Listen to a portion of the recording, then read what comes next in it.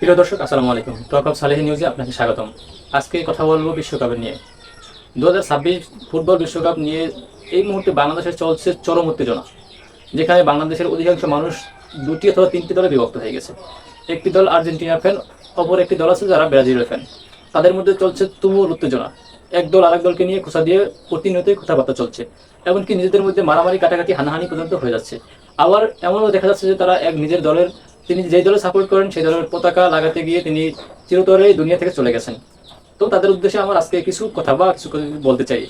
দেখুন, আর্জেন্টিনা অথবা ব্রাজিল, তারা কোনোটাই মুসলিম রাষ্ট্র না। তাদের জন্য জীবন দিলে আমাদের কোনো লাভ হবে না, বা তাদের জন্য জীবন দিলে আমরা শহীদও হব না। তাদের জন্য জীবন দিলে আমি মনে করি সাথে সাথে তারা নরকে চলে যাবে, কারণ তারা একটি অমুসলিম দেশ, যারা ইসলামের বিপক্ষে সর্বদাই অবদান রাখে। গত কয়েকদিন আগে যখন ইরান এবং ইরানের সাথে যে ইসরায়েলের যুদ্ধ হয়েছিল, সেখানে আর্জেন্টিনা সরাসরি ইরানের বিরোধিতা করেছিল।